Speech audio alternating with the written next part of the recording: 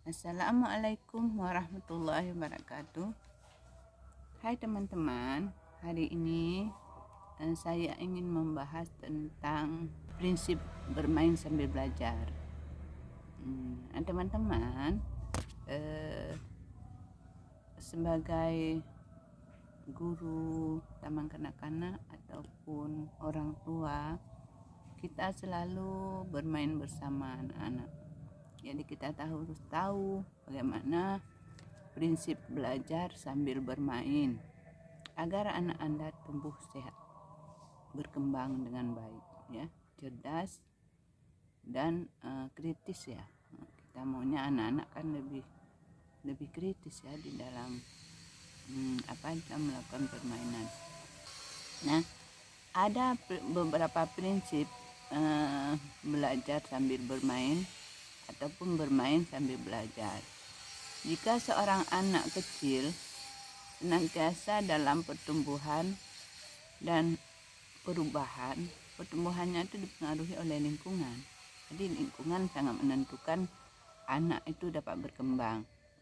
Karena seringkali kita melihat ketika anak ingin bermain, ingin menggunakan air, dibatasi. Mengapa? Nanti becek, nanti tumpah, nanti banyak hal. Itu adalah menghambat. Kita menghambat, di lingkungannya itu menghambat, tidak mendukung. Jadi kalau misalnya anak-anak untuk didukung, jadi selalu diberi kesempatan untuk bermain air, bermain pisau. Ya, kita cari pisau-pisau yang tidak membahayakan. Pada dasarnya anak kecil senang sekali belajar. Tugas utama orang dewasa adalah mendorong. Jadi kita memberi kesempatan anak bermain untuk belajar dan membiarkan anak belajar sendiri. Misalnya kita memberikan dia ini sayuran, lalu dia memotong, dia akan belajar. Di situ dia akan bekerja, dan sambil bekerja dia akan meneliti. Dia memasukkan sayur ke dalam air. Kadang-kadang ketika dia masukkan ke dalam air, "Mama, terapung, Ma." Dia belajar, "Mengapa terapung? Ada yang dahan-dahannya tenggelam. Ini batangnya tenggelam, Ma." Dia akan mengeluarkan banyak pendapat yang kita akan memberi tanggapan yang sesuai. Masa yang paling penting dalam kehidupan anak dimulai sejak lahir hingga mencapai umur 6 tahun. Nah, dari dia lahir sampai 6 tahun kita langsung mengikuti perkembangannya. Bagaimana perkembangannya? Selama masa itu kecerdasan anak dibentuk. Makanya selama usia baru lahir sampai 6 tahun, dia itu dalam waktu berkembang. Jadi berkembang kecerdasannya terbentuk di situ kalau memang orang tua benar-benar mengikuti. Anak kecil dapat menyerap hampir semua yang dipelajari dari lingkungan. Jadi apa yang dia lihat di lingkungan, apa yang dia saksikan, dia akan menjadi menyerap, mengingat, meniru, melakukan. Jadi diteladani, diikuti ya apa yang dia lihat. Untuk meningkatkan belajar, lingkungan harus dipersiapkan. Jadi sebaiknya kita mempersiapkan dulu lingkungan ini. Kalau di sekolah tentu dipersiapkan dulu lingkungan bermainnya, sehingga anak bisa bebas memilih kegiatan belajar. Jadi kalau belajar di rumah mungkin memang belajar sambil bermain, namun tidak dipersiapkan sedemikian rupa ya. Kalau di sekolah mungkin dipersiapkan lebih baik. Ada kegiatan ini, kegiatan menggunting, kegiatan merobek, kegiatan memotong, membentuk dengan plastisin, dengan tanah liat, dengan tepung, dengan banyak hal, tergantung dari kreativitas dari gurunya.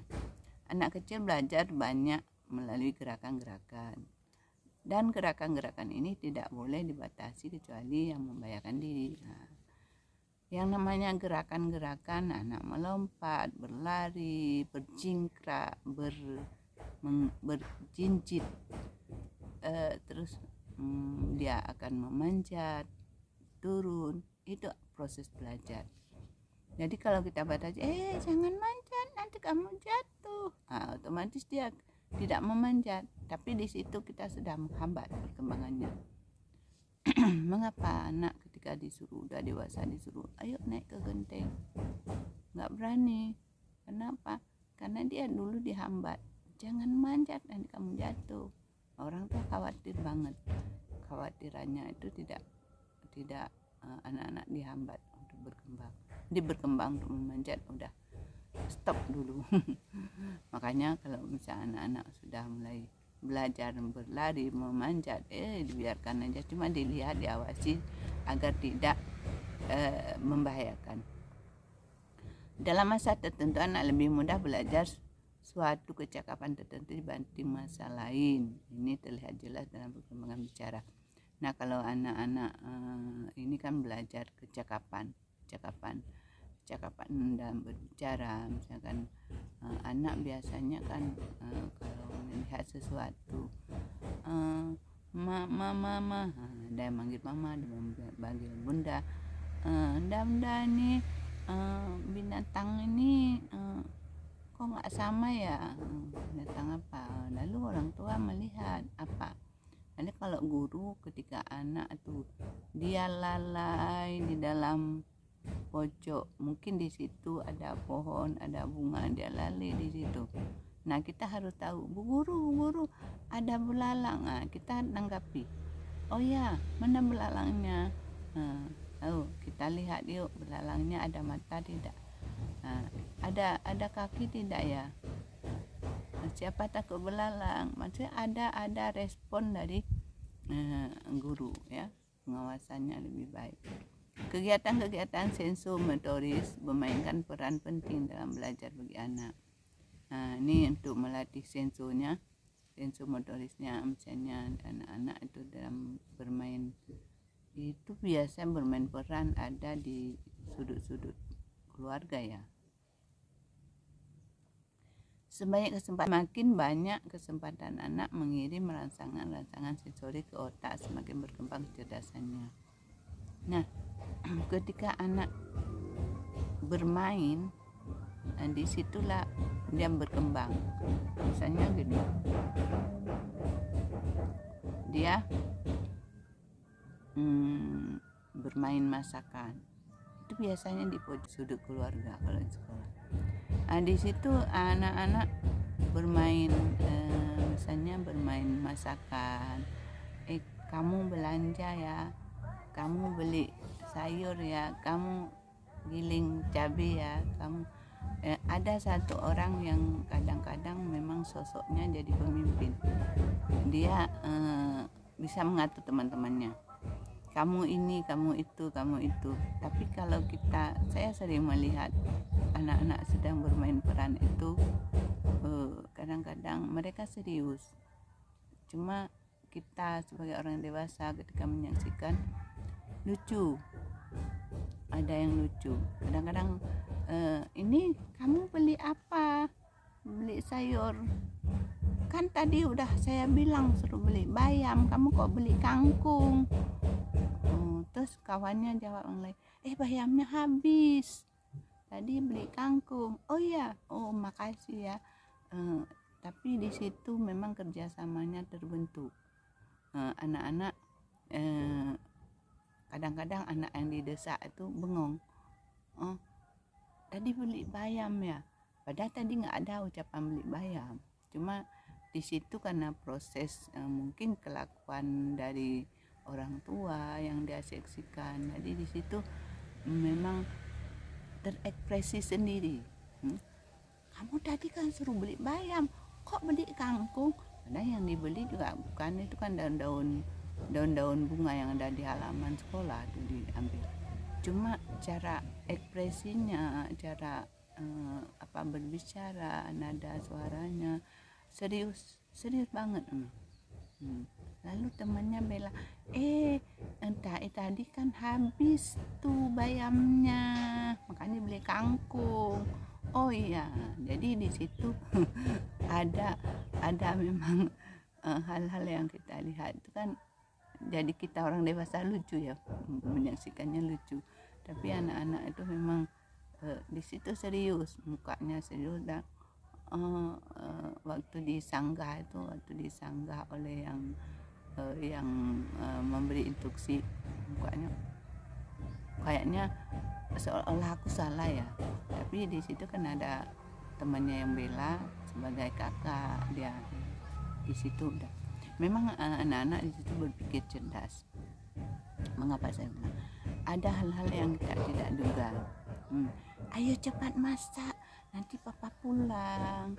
Oh iya, masak apa ya? Itu kita masak yang seperti kemarin. Kemarin nggak ada main masakan. Jadi kita sebagai guru mikir kemarin kok nggak ada main masakan.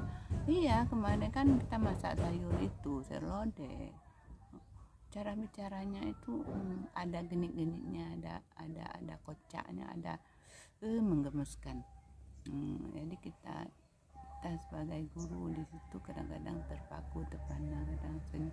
Dan di situ kita nggak boleh ikut campur. Kalau kita ikut campur kadang-kadang mereka terhambat, jadi pembicaraannya terputus atau malu-malu dia, malu. Jadi kita sekedarnya paling kita melihat, melirik dan mendengar. Di situ kita bisa membuat anekdot, catatan anekdot bahwa ini dalam pengucapan ini udah benar, ini udah bisa, ini cara berpikirnya. Kita bisa mencatat itu lebih banyak. Jadi guru atau orang tua tidak boleh memaksa akan untuk belajar sesuatu. Jadi kita nggak boleh memaksakan, kamu harus belajar ini. Ini hari ini ibu guru memberikan kamu plastisin ya, bentuk sesuka hatimu ya. Sementara dia nggak suka, dia suka, aku suka menggunting. Guru tidak menanyakan, maunya kan ditanya, kamu mau belajar apa? Itu sebaiknya jangan panggil kamu, ya nggak sopan, panggil nama anak sendiri. Itu siapa? Ayo Lisa, kamu mau belajar apa? Mau menggunting, mau guru? Silakan. Jadi kalau kita memang memberikan, kamu harus membentuk, jangan dipaksakan. Dan tidak boleh mengganggu apa yang dipelajari anak. Jadi kita tidak mereka sedang belajar, kita ikut nimbrung, memberikan arahan segala macam, tidak perlu, hanya mengamati saja. Ia tidak boleh memaksakan keinginannya sendiri ataupun meniadakan kepuasan yang dirasakan anak ketika melakukan kegiatan dipilihnya. Jadi ketika anak-anak sedang bermain, kita mengawasi, tidak perlu kita memberi banyak arahan yang membuat eksplorasinya terhambat. Dia ingin membuat sesuatu ini, lalu kita suruh itu, jangan. Sedang buat apa, sedang membentuk apa, misalkan dia membentuk telurnya nggak mirip, telurnya nggak mirip, nggak perlu. Oh ya, sedang buat telur apa sayang? Nanti dia bilang, telur burung, ini telur puyuh, ini telur ayam. Silakan, walaupun apa yang diciptakan itu belum menyerupai, tapi kita tetap mana bu guru hebat. Anak harus belajar mengikuti irama sendiri sesuai dengan taraf kematangannya dan tanpa paksaan yang sesuai dengan anak lain. Jadi anak berkembang itu kan beda-beda. Anak itu berkembang beda-beda, tidak sama, walaupun usianya sama, perkembangannya beda. Jadi kita tidak bisa menyamakan, kamu harus begini, tuh lihat temanmu, jangan. Di situ kita sudah melabel, sudah membanding-bandingkan, tidak perlu. Kita bilang, oh ya, kamu membuat ini ya, bagus. Nah, kalau lebih bagus lagi, kalau begini, tapi udah bagus nih usahanya. Jadi kita memberikan reward, ya, berikan pujian itu kan merupakan reward juga ya bagi anak. dan tanpa paksaan untuk menyesuaikan dengan anak lain. Dia tidak perlu menyesuaikan dengan anak lain. Anak mengembangkan kepercayaan pada dirinya sendiri bila dia berhasil melaksanakan sudah sederhana, misalnya mengelap meja dan kursi, menuangkan air dalam botol tanpa tumpah. Dia lebih banyak memberikan kesempatan untuk meraih keberhasilan di kemudian hari. Jadi ketika anak bermain, misalnya dia ketika airnya tumpah, dia sudah tahu mengambil, bertanggung jawab namanya, sudah bisa mengambil lap sendiri di lap meja sendiri bersih. Dia akan melihat apa yang kita lakukan. Kalau misalnya guru ketika mengelap meja itu menahan tangan kirinya itu ditahan, ada kotoran atau benda-benda yang ada sedikit di atas meja, ditahan tangan. Anak akan melakukan hal yang sama, tidak berubah. Ketika dia ambil lap, dia tahan tangannya. Itu tangan kita yang ada benda itu, sisa itu kita bawa tempat sampah dia bawa. Kalau kita membiasakan melempar di luar halaman, dia akan membuang seperti itu. Makanya lakukan sesuatu yang benar, karena kita menjadi teladan bagi mereka. Kalau kita melakukan hal yang salah, anak-anak akan berbuat salah. Kan ibu guru, dia tidak mengatakan ibu guru membuat seperti ini. Ada anak tidak mau, dia mengeluarkan pendapatnya, tapi dia melakukan apa yang dilihat. Kalau misalnya guru membentaknya, dia akan membentak temannya. Dia di rumah akan membentak adiknya. Kalau mamanya sering membentak di rumah, dia akan membentak temannya. Itu kita bisa lihat ekspresinya ketika dia bermain. Ketika dia bermain, dia lihat ada tindakan yang salah, langsung dia mengeluarkan suara yang keras, membentak. Kamu ini nggak dengar ya? Saya kan sudah bilang tadi, jangan. Kamu ini ya. Dia akan meniru hal yang sama. Makanya kita akan mengucapkan, waduh, terima kasih banyak sudah mengelap mejanya ya. Anak bu guru pintar dan udah bisa, kita berikan dia itu. Alhamdulillah sudah bertanggung jawab ya, mengelap meja. Akhirnya tumpah ya. Jadi tidak perlu, kalau misalnya ada guru ketika marah mengatakan, buka bajumu, lap itu. Itu kan fatal sekali ya buat anak-anak. Kita maksudnya dalam menyampaikan gagasan, menyampaikan pesan kepada anak, nada suara yang keras, ada suara yang salah, kalimat-kalimat yang tidak mengenakan, dia akan merekam dan akan terbentuk pelakunya di situ. Jadi dosa kita dari dosa kita membentuk anak itu dosa sampai kapan? Kalau dia akan membuat seperti itu, adalah dosa kita. Jadi dari guru TK itu masuk surga kalau memang guru itu ikhlas dan cara mengajarnya itu baik dan benar-benar sopan. Tidak ada yang salah.